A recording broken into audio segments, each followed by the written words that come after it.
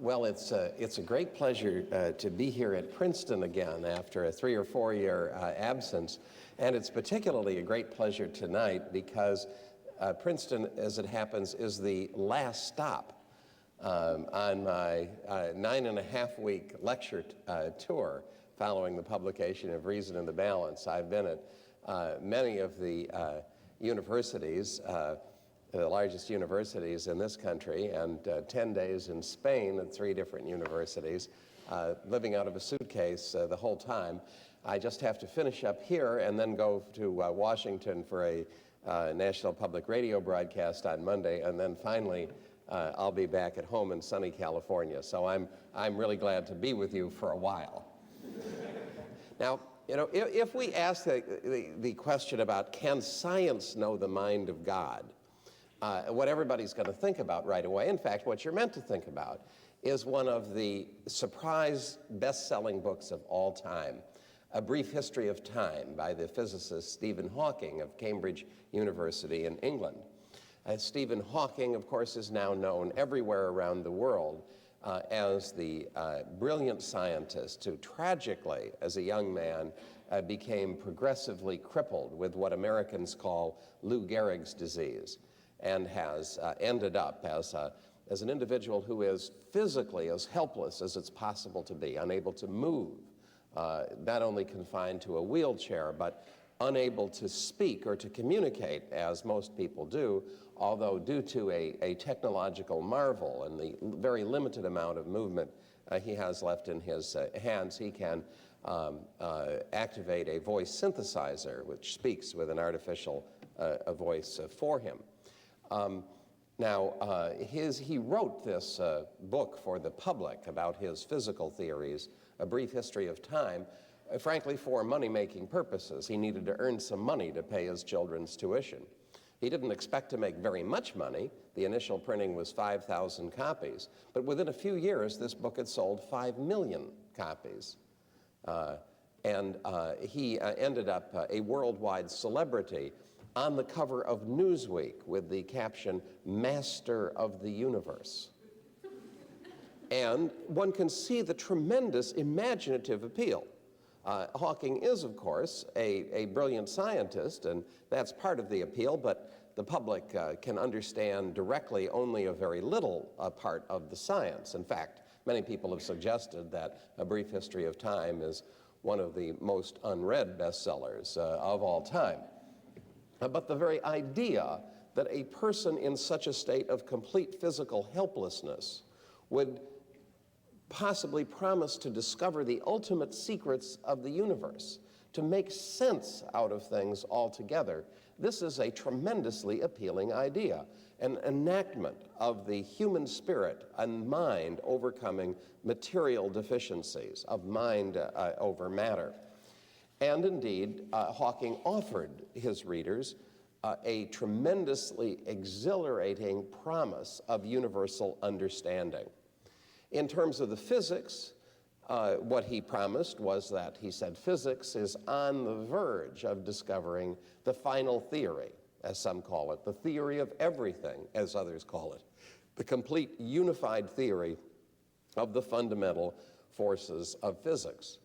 And because of the philosophy that he adopts, this theory, the theory of how the forces of electromagnetism, the strong and weak nuclear force, and gravity were unified at the earliest moment of the Big Bang, would be a theory of everything that has happened since. Why? Because, well, if you assume that the universe started with material particles and impersonal laws, and if you knew the state of the particles, and if you knew the nature of the laws, then, since nothing has entered the universe afterwards, nothing has happened that wasn't present already in those laws and those particles at the beginning, you would have, in principle, and these are Hawking's own words, a complete understanding of the events around us and of our existence. That is, that physics offered, he said, the possibility of a complete understanding of everything, the events around us and of our own existence. The first big step towards this goal was to be a unified theory of the 4 fundamental forces of nature. Once that unified theory was discovered, Hawking said, it will be possible to teach philosophers and then even ordinary people something of what the theory means.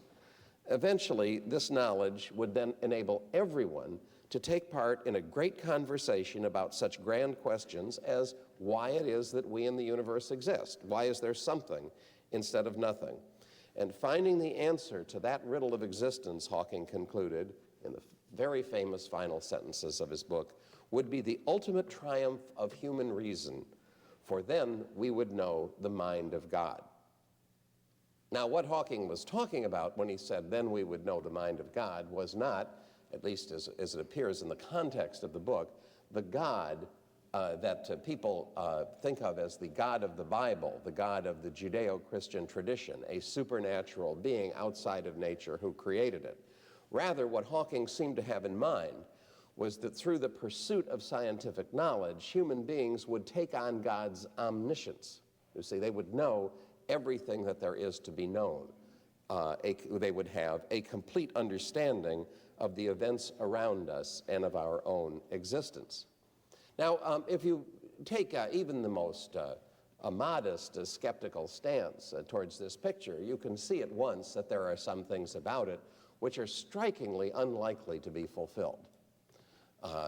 For one thing, particle physics, the kind of thing that Hawking does, is absolutely unintelligible to people other than specialists in the fields.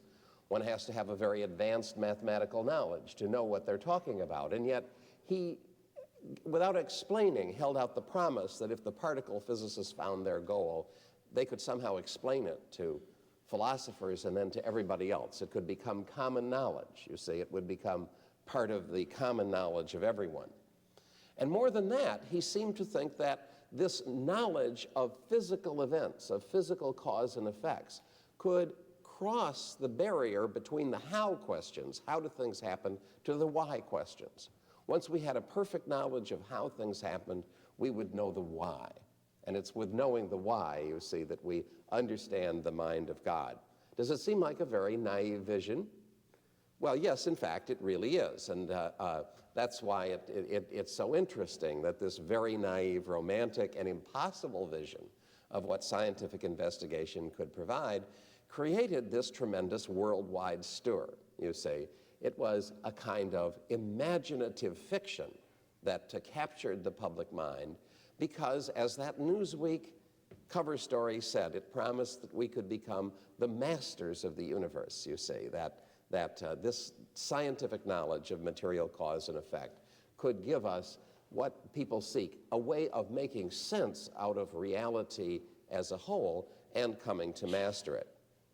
Now, the naive optimism, the naive rationalism of that view of what scientific knowledge could provide is very much at odds with what we hear from some more sophisticated voices in the academic world.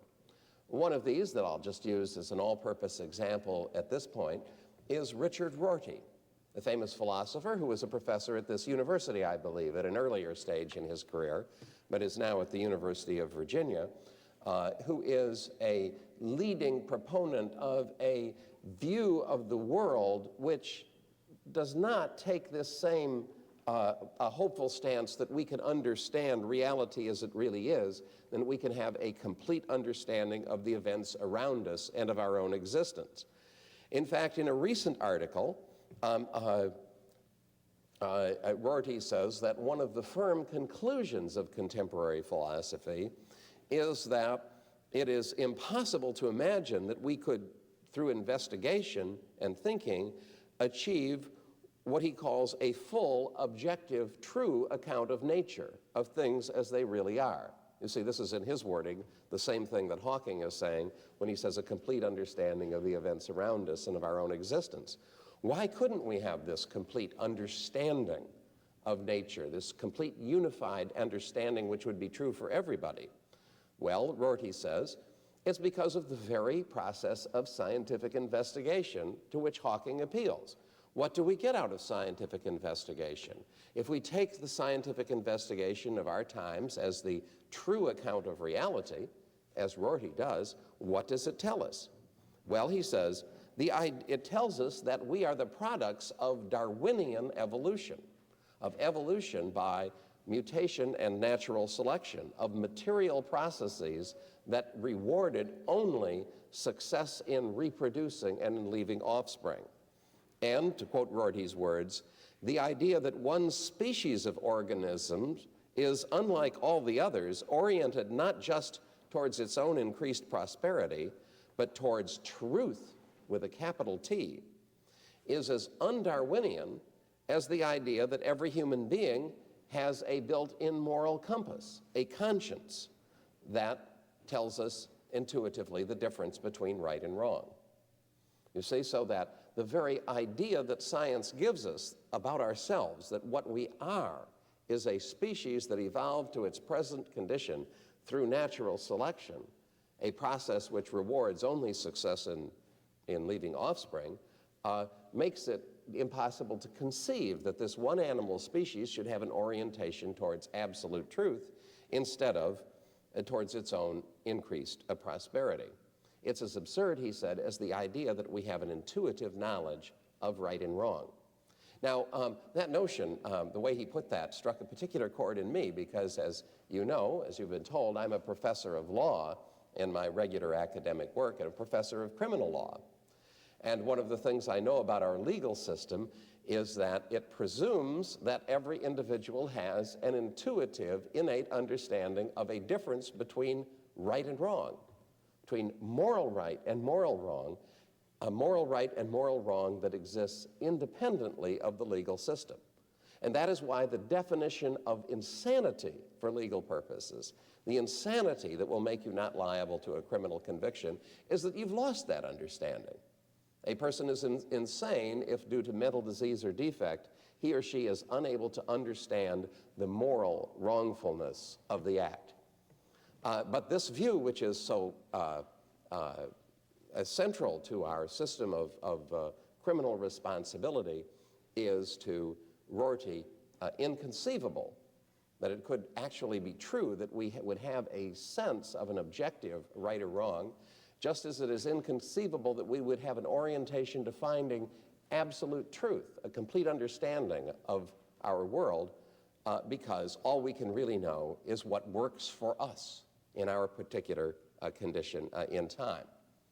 So the very understanding of science that Stephen Hawking appealed to suggest we could come to some universal knowledge turns out to call the whole prospect of universal knowledge into question. Now, if you want to see that development in its perhaps fullest flower, that notion that a true scientific understanding of the world destroys rather than furthers the notion that there is a rationality to the world as a whole, you won't have to go any further than the current issue of Scientific American, which features an article by Richard Dawkins, the most prominent advocate of Darwinism in our time, an article taken from his latest book, which is called River Out of Eden. And the article is titled God's Utility Function. The subtitle, the summary of the article is right under the title, states the message of the article. It says, humans have always wondered about the meaning of life. According to Richard Dawkins, life has no higher purpose than to perpetuate the survival of DNA.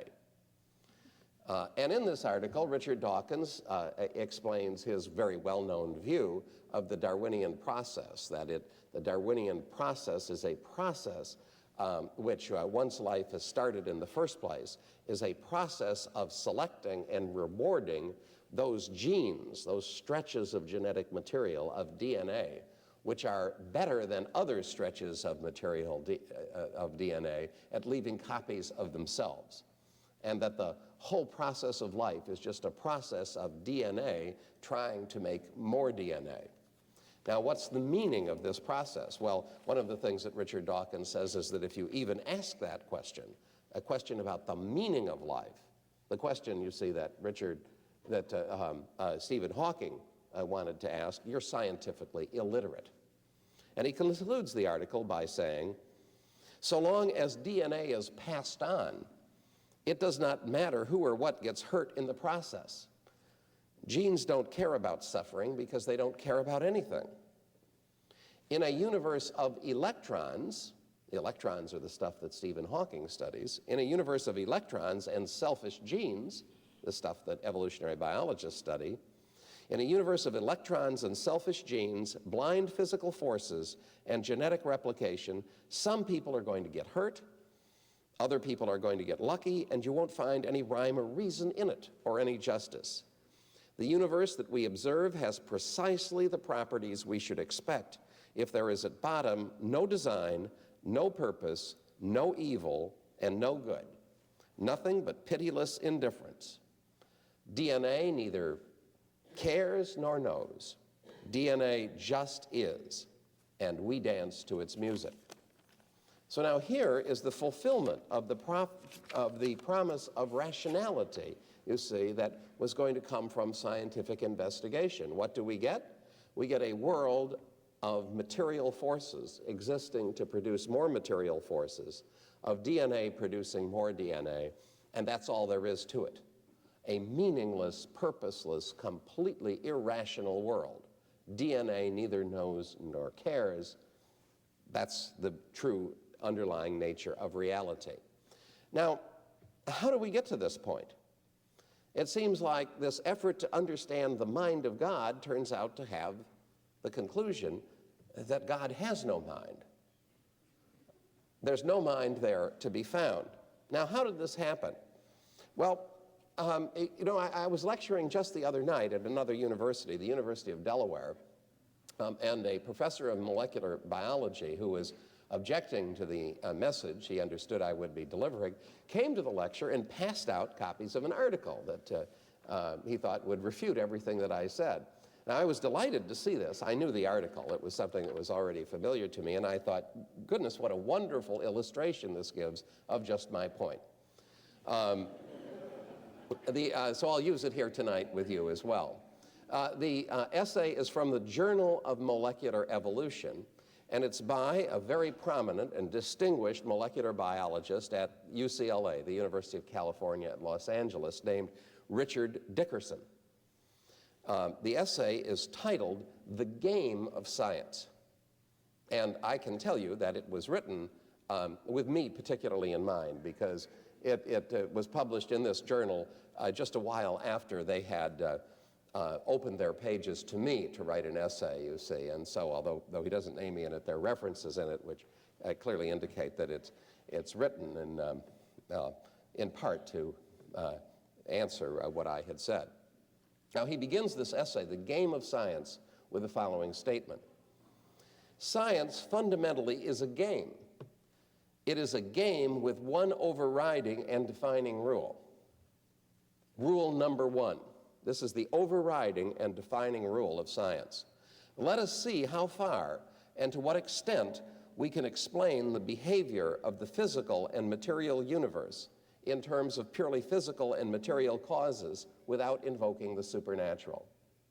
I'll read that to you again. This is rule number one that defines the scientific game. Let us see how far and to what extent we can explain the behavior of the physical and material universe in terms of purely physical and material causes without invoking the supernatural. Now, right away, it occurs to me that it's rather an interesting rule number one for scientific investigation. Notice that rule number one is not, let's be sure we report the evidence accurately. Or let's be sure that we don't go beyond the evidence to claim more than we really know from scientific investigation. In fact, nowhere in the body of the essay are any rules of that kind suggested or even mentioned. The entire body of the essay is consistent with this beginning point. The purpose of science is to go as far as we can in explaining reality without invoking the supernatural, in explaining reality in terms of purely physical and material causes.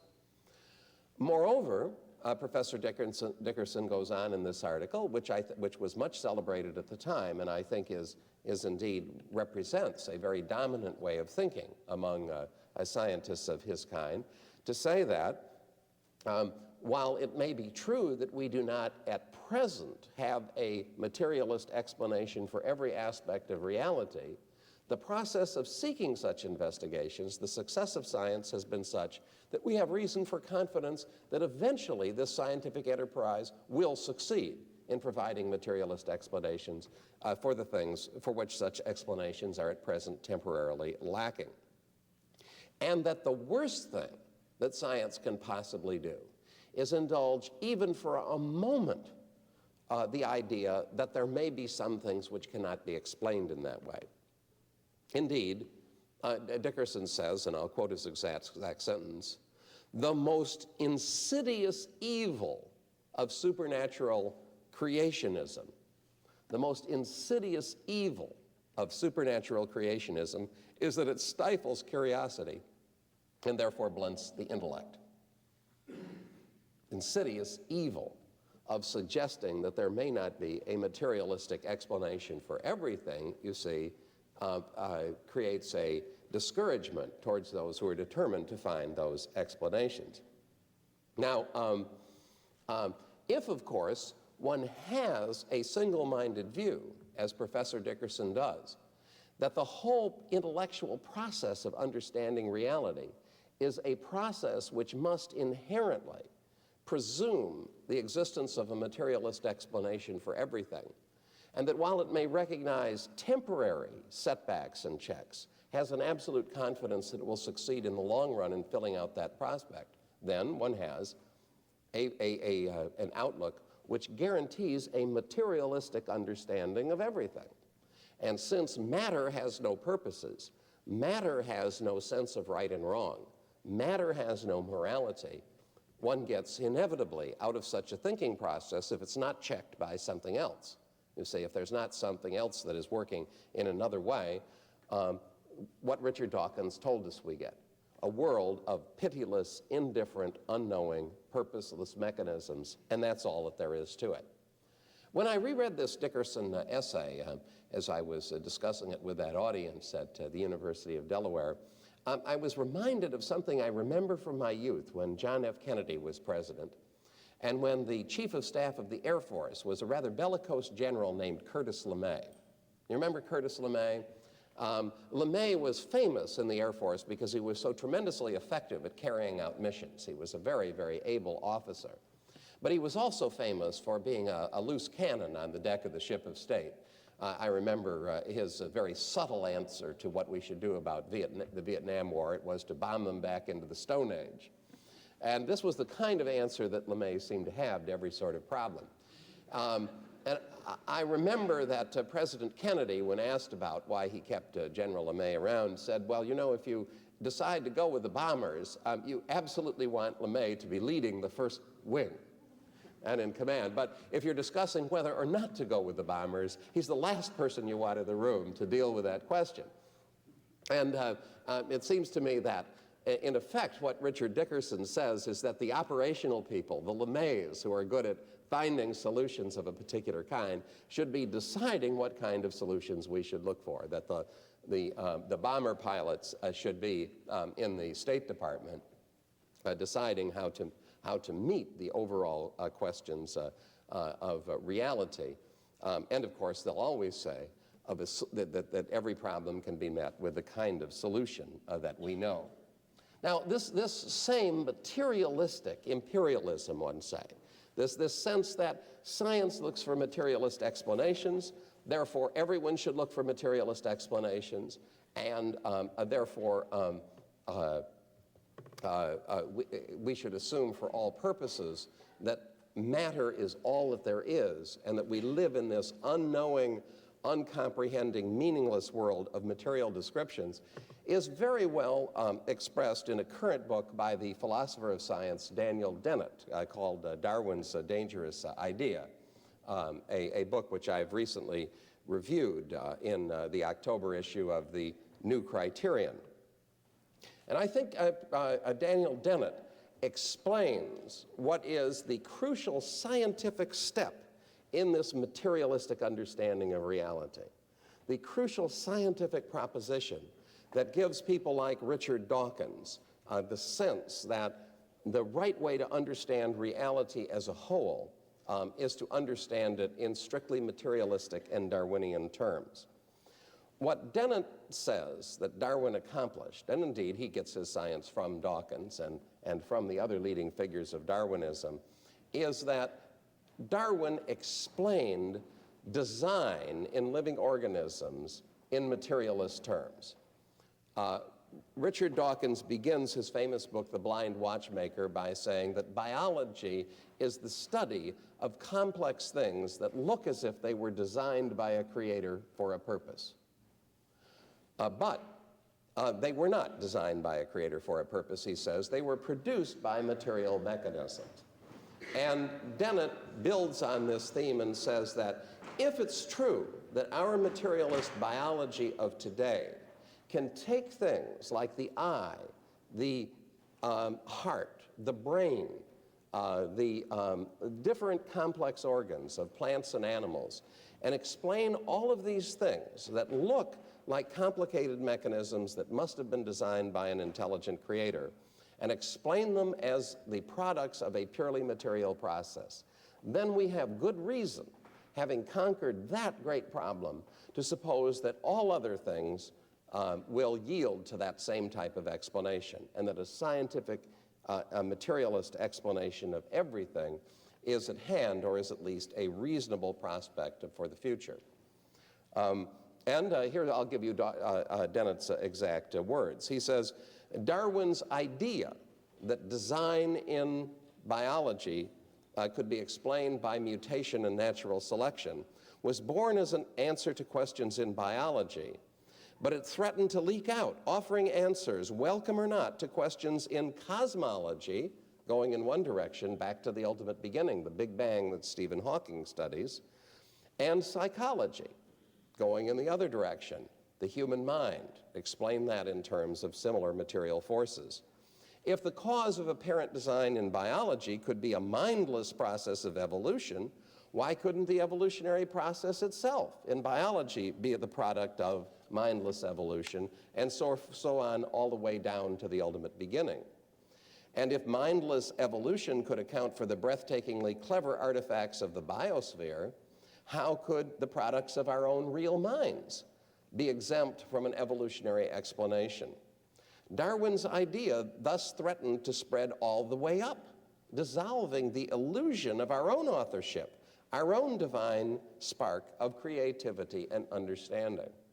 So you see, the idea of a materialist explanation of design in biology, by spreading all the way down and all the way up, ends up by explaining our own minds as the product of purely material forces, natural selection, mutation, and dissolves the idea of our own spark, divine spark of creativity and understanding, and thus, as Richard Rorty pointed out to us, the notion that we could be oriented towards absolute truth.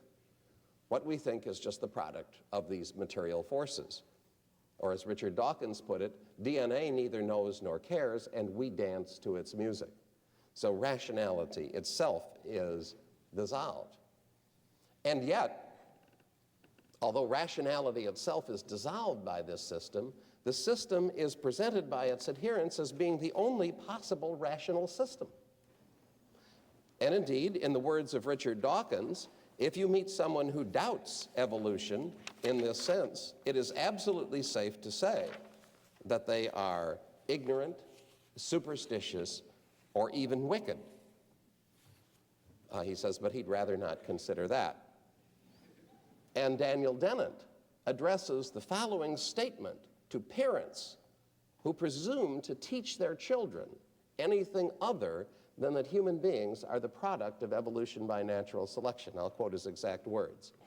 If you insist on teaching your children falsehoods, that the earth is flat, that man, in quotes, that man, quote, quote, is not a product of evolution by natural selection, then you must expect at the very least, that those of us who have freedom of speech will feel free to describe your teachings as the spreading of falsehoods, and will attempt to demonstrate this to your children at our earliest opportunity. Our future well-being, the well-being of all of us on the planet, depends upon the education of our descendants. And so we find in this great democracy dedicated to freedom of expression and freedom of thought, the thought that, of course, it's exactly the same thing that occurred to the scientific materialists of the Soviet Union. If you doubt our system, you're insane. And we will take your children from you and teach them the truth. And we will treat you as the completely irrational creatures that you are. Now, what is so ironic about this whole system is that, like its Marxist counterpart, it's the Darwinian's version of scientific materialism, this totalitarian scientific materialism, is founded at bottom on a rather simple misunderstanding. The claim, the essential claim, is that the material processes of mutation and selection have explained how we get complicated things like hearts and livers and wings and eyes and hearing systems and immune systems and photosynthesis mechanisms and all of those things. But if you ask for an example of this system in operation, ask for an example of seeing natural selection actually doing something creative, you'll get one of 3 or 4 different examples that show something very different. You will be told, well, that it is known that there is a species of peppered moth that has some dark moths and has some light moths. And the light moths are better adapted for surviving under some conditions, and the dark moths are better adapted for surviving under other conditions. If the trees are light, the light moths are better camouflaged. If the trees are dark, the dark moths are better camouflaged. And so depending on the background color of the trees, you may have a predominance of light or dark moths in the population. And you may be told that the beaks of finches vary in size, and that large beaks are better adapted for some conditions and smaller beaks are better adapted for other conditions, depending on the plentifulness and size of the seeds that are available for eating. And the average size of beaks in a finch population may be larger or smaller, depending upon those conditions. With respect to human beings, you may be told that there is a mutant form of a gene which causes anemia, the notorious sickle cell anemia that affects Africans and African Americans in a very fatal, debilitating condition. But that this condition, precisely because it thins the blood, can be adaptive in conditions of high malaria infection and can provide an advantage to survival, actually, in the conditions that are faced by populations that are subject to recurrent malarial infections. Now, all of this is perfectly true. I've just about summarized all of the textbook examples now of Darwinian evolution in action, and they're perfectly accurate. They're perfectly true as far as they go. The question is, what do they explain? See, and what they explain, of course, is how in a population which has variation, you can find that one kind of variant will be adaptive under some circumstances and another in others. What it doesn't explain, what Darwinian theory doesn't explain at all, is where you get the genetic information, the complex instructions that make biological systems operate altogether, that in fact create the complex organs of plants and animals in the first place. All of these examples simply show variation within types already in existence. But because they are adaptive, and because the variations in the size of the beaks of finches are adaptive, and because the beaks and every other organ of finches can be described as adaptations, the Darwinian claim is that we've explained adaptation, thus we've explained everything complex in biology, and thus we have made the giant step which allows us to claim a materialist explanation of everything. And to say to those who do not accept it, that we will give you no standing in the world of ideas, and we will forcibly educate and indoctrinate your children in this materialist philosophy by calling it the fact of evolution, the fact of natural selection as our true creator. Well, it's not surprising that this very unscientific, this very ideologically laden philosophy is beginning to get a popular revolt. In fact, has been getting a popular revolt for some time. What is new in this popular revolt is that the revolt is beginning to find a message, is beginning to find a language which can get a hearing in the world of ideas and in the legal world. Just last week, last Thursday, the Alabama State Board of Education passed a resolution stating a text which will now have to be pasted on the inside cover of every biological textbook that is sold in that state. And the Alabama State resolution, which I'll summarize for you briefly, says essentially that high school students who are reading the evolutionary biology textbook should be aware that what they are getting presented as fact is in fact a controversial theory that some scientists present as a scientific explanation for the origin of living things, such as plants, animals, and humans. And that they should be aware, when they hear the word evolution, that this word is used in very different senses, and that the shifting uses of this word can be extremely misleading. The resolution says, as I said, this will be printed as a kind of a truth in advertising label in every textbook in Alabama, that evolution may refer to many types of change. Evolution describes changes that may occur within a species, and here it cites the peppered moth example of the shifting ratios of dark and light moths. It says this process is microevolution, which can be observed and described as fact. Evolution may also refer to the change of one living thing to another, such as reptiles into birds. This process is called macroevolution, and it has not been observed and should be considered a theory. I'm not sure that they chose the right word in saying it hasn't been observed, can't be demonstrated, and should be considered a theory. I think what they probably wanted to say is that it should be considered a speculation. I think that probably would have been a better word. Evolution also refers to the unproven belief that random, undirected forces produced a world of living things. And we see indeed, and for example, in that article that I quoted to you from Richard Dawkins in the Scientific American, that Dawkins, as well, by the way, as just about every other leading figure in Darwinian evolution who addresses the public, has said that evolution means materialism, and that it means that we live in a purposeless world, a world which is the product of unintelligent, purposeless material forces.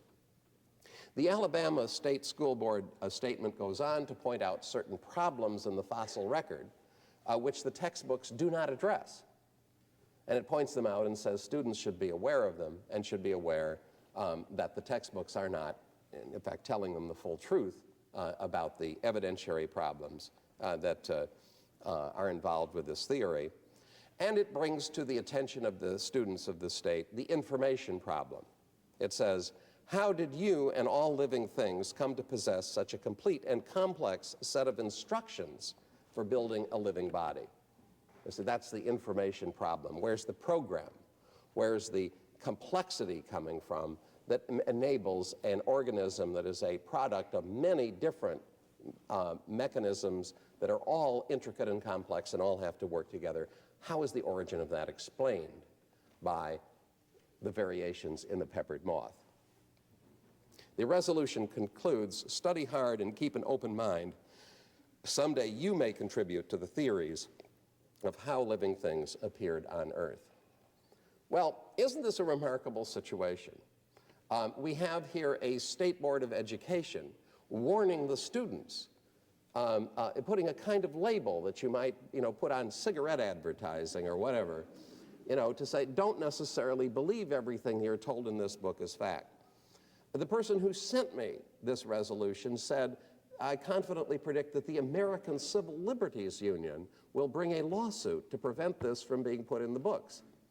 Now, actually, I have a higher opinion of the American Civil Liberties Union than that. I predict they won't bring that lawsuit, but I don't really know. I think there'll be a serious debate. But wouldn't that be ironic if they did? If the Civil Liberties Union said, you can't tell people to keep an open mind? Not on this subject. On any other, they can keep an open mind, but on this subject, they have to accept what authority tells them, because the authority is science.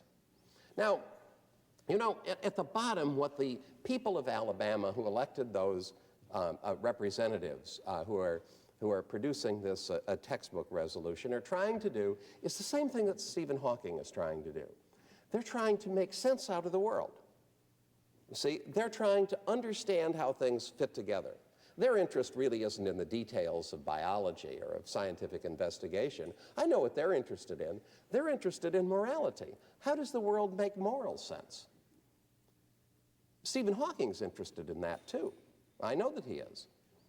And we're all interested in it. We think about, what sense does a life make like his? A life that's, been characterized by so much physical suffering. How does it eventually have meaning?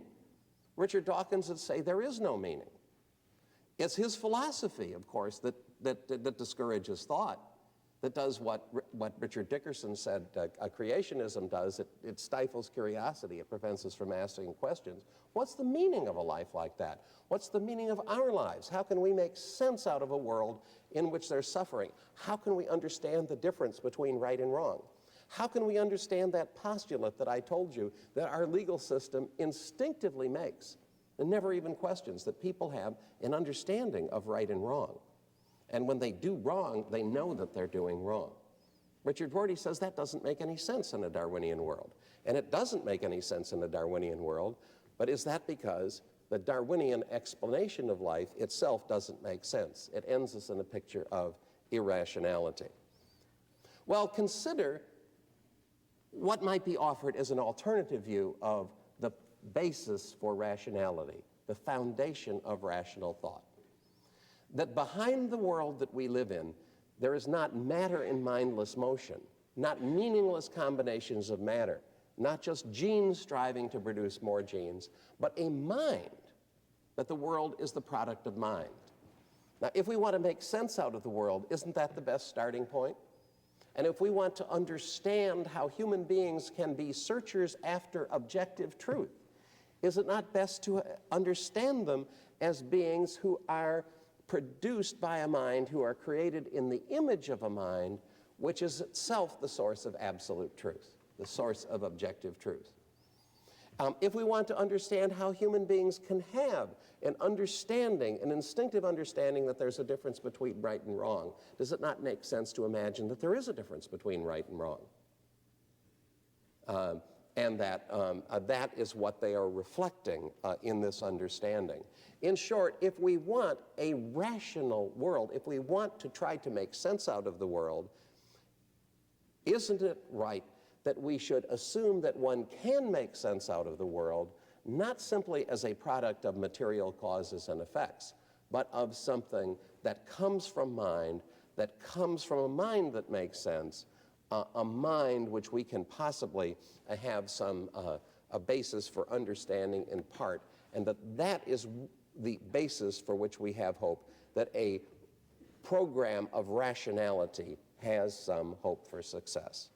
In short, if we want to know the mind of God, should we not start by assuming that God has a mind, rather than that the end of that quest is a product of materialist, purposeless forces that we will believe in, even if the evidence doesn't show that those purposeless material forces can do any creating? The path to the mind of God is through the mind and not through the matter. And that is my thesis for tonight. Well, that's the end of the lecture. We're now going to have a brief announcement from our sponsor, and then we'll get to the purpose of this whole enterprise, which is the question period. You've spoken a lot so far on your ideas about evolution. I was wondering if maybe you could talk a little bit about your views on the Big Bang Theory and whether it's in conflict with creationist theory or is possibly a mechanism of God in creation. And also maybe some of your views on theories of the future of the universe, maybe like the Big Crunch or the heat death or something like that. Well, I'm honored that you should ask my opinion on these questions. What do I think of the Big Bang, and what do I think of the future of the universe? You know, sort of like, how do I evaluate the goodness of God, or something like that. But because indeed, I do not set myself up as an all-purpose guru, fountain of wisdom on all topics. I've made an effort to study the evolutionary biology and to master the literature of that, because it is so directly related to this materialist understanding of reality. And I certainly have a much sketchier knowledge of these other subjects that you're asking about. Nonetheless, I will hazard a view for what it's worth. I love the Big Bang for the same reason that so many physicists hated it. You know, it's a creation event. And much of Hawking's book, by the way, is an effort to get around that, to say that, you know, we can have the Big Bang and we can get away from the creation event, because materialist science dislikes the idea that the universe had a beginning. So for theists, it's sort of congenial. On the other hand, I'm well aware it's a kind of a funny situation, it seems to me. It kind of amuses me when I read the continuing stories in the paper about how, you know, there's the universal background radiation, there's the Hubble effect, and so on, which supports the Big Bang cosmology if you make extrapolations, you know, of a certain kind. On the other hand, I am faintly amused when a theory is presented as absolute fact and we're told that it involves the assumption that over 90% of the matter in the universe is undetectable.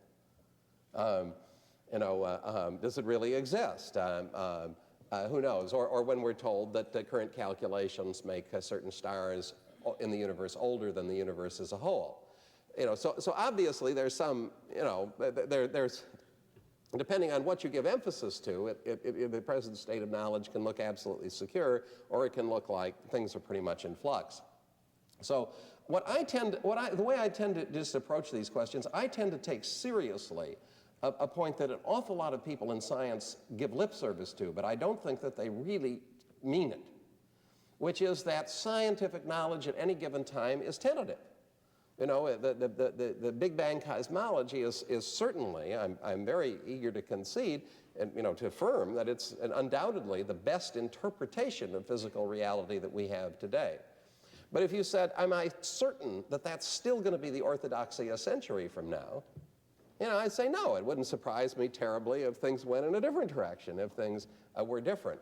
And it's for that reason that I am not, you know, interested in the way a lot of people are of unifying science and religion, you know, of having the religious version of the theory of everything that some people would do, to say, you know, this is how everything is and this is how it fits together with a religious consciousness or with the Bible or whatever. My own sense is that probably we know less at any given time than we think we do. Our knowledge from scientific investigation, even good scientific investigation, not Darwinism, which is, in my mind, a pseudoscience, but even really good scientific investigation is apt to be tentative, and it may be subject to change, and, you know, we should wear it lightly. I wouldn't bet my soul on it. You see, and I wouldn't try to prove God from science, because I'm more certain that God exists than I am that, you know, current scientific theories are absolutely true. So, you know, that's my kind of take on it, which, you know, you can, you know, take or leave for whatever value you find in it. The next question, please. Hi, we've talked briefly on chemistry and physics and various issues in microevolution. I was curious on the macroevolutionary sense. When we deal with archaeology and geology, how can you refute the supposedly physical evidence of like Archaeopteryx and the various series of prehistoric men, etc.?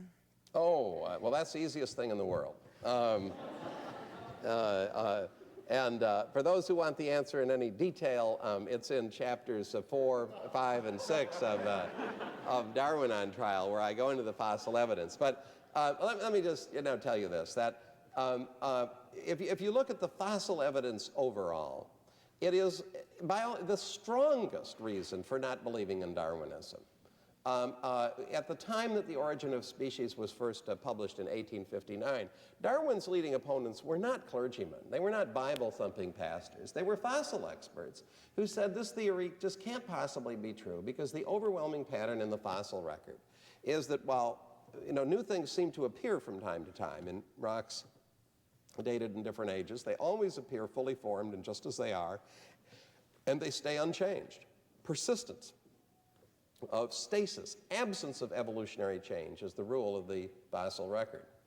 Now, then, over the succeeding years, the Darwinists said, a year after, you know, well, we're going to find the transitionals, we're going to find the evidence, the fossil record is incomplete, we're going to, you know, fill in the evidence that the Darwinian theory must be there. Darwin himself wrote, by the way, he said, I never would have realized how incomplete the fossil record was until I realized that it doesn't show any of the transitional forms my theory requires to have existed. Think about that. See, it never occurred to him to say that that indicates there's something wrong with my theory. That indicates there's something wrong with the fossil record. And that was the view that paleontologists took. And Niles Eldredge, a famous paleontologist, the American Museum of Natural History, writes about this all the time. I'm going to be doing some joint appearances with in the future. Niles writes that paleontologists went out year after year seeking to confirm Darwinian transitions, and they could never do it, and they were failures. And that this has been so frustrating. He says, evolution always seems to be happening somewhere else. You never find it recorded in the fossils. Now, of course, that when you have an army of people going out and looking for evidence to confirm a theory, they're going to find something. And so what do they find? They find a couple of things like Archaeopteryx, which are chimeras. They're things like the duck-billed platypus, which it doesn't tell us anything about evolution, but it just has, it's one of these strange things that has features that belong to different classes.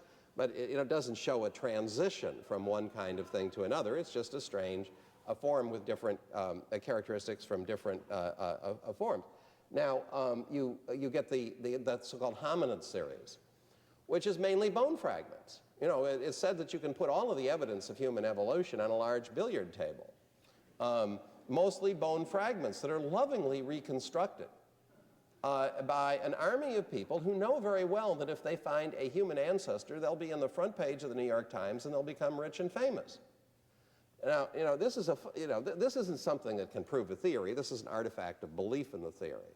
In fact, the fossil record overall is as anti-Darwinian as it can be, and it shows a tremendous accomplishment for the fossil record to have resisted so successfully a century of efforts, determined efforts of people to read it in Darwinian terms.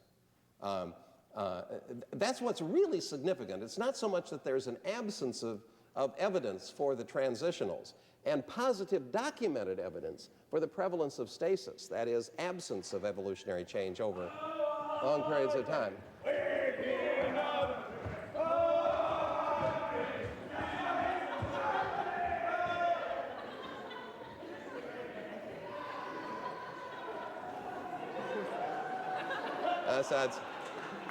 I guess that's the Princeton Board of Trustees. That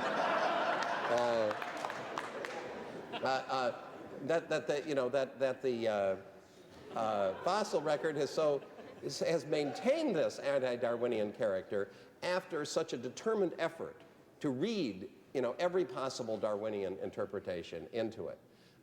That's an amazing thing, and I think it's one of the many things which is just decisively discrediting to the Darwinian system. Now, it's not necessarily discrediting to evolution in every sense. You see, if you wanted to ask what the history of life was that's most consistent with the official interpretation accepted today of the geological column in the fossil record, it would be that new kinds of things have appeared over the history of the Earth, mysteriously, by some means totally unknown to science, that seems to have the ability to produce fully formed new kinds of things out of nowhere. Now, is that what really happened? Or is there something wrong with our interpretation? I don't know, but that would be the interpretation that's most consistent with the fossil evidence. And the reason, of course, why it's not given is because there is no mechanism for it. It's essentially a progressive creationist view. This is a big responsibility. You are asking the last question, so we're expecting it to be terrific. I don't want to put you under any pressure, but I always say that. Well, I hope it's not redundant. I'm afraid I had prior engagements, and so I'm a little late to this meeting, and you may have already addressed this issue. And in fact, you kind of alluded to it in your last response. My question is, why are evolution and creationism or Genesis necessarily mutually exclusive? There is nothing which is inherently mutually exclusive between evolution and creation if evolution just means a long gradual process over time where one thing grows out to another. There's no reason why a creator can't use that kind of process or any other. The reason why in our culture the two are mutually exclusive is the peculiar understanding of evolution that comes out of Darwinism and the scientific materialist philosophy that is its foundation. All of the leading authorities of Darwinism, without exception, from Darwin and T.H. Huxley at the beginning down to Stephen Jay Gould and Richard Dawkins today, have said that the Darwinian understanding of evolution is that it is a purely materialistic process of random mutations accumulated by natural selection, which is an uncaring and purposeless process, and that it is not a directed process. It accidentally happened to produce human beings, but it wouldn't do that again, and it's not directed by any intelligence. There's no input from anything outside of the purely materialistic system. So that, for example, George Gaylord Simpson, the leading authorities who produced the neo-Darwinian synthesis, said in his book, The Meaning of Evolution, that the meaning of evolution is that man is the product of a purposeless material mechanism that did not have him in mind. So when you're talking about unguided, purposeless, materialistic evolution, you're not talking about something that is theistic in any meaningful sense of the word. Now, another way you can think about it is this, is that the theory of evolution as it is understood by scientific materialists, by Darwinists today, does not prevent you from believing in God. What it prevents you from doing is saying that God had anything to do with the creative process. You see, so that as another leading authority, Douglas Fatuma, the author of the most widely used textbook in college courses, says that Darwin made theological or spiritual explanation of the life processes superfluous. You see, God doesn't do anything in the process. So the God that you're imagining is a very laid-back, hands-off manager. It doesn't prove he doesn't exist. What it proves is that he might as well not exist.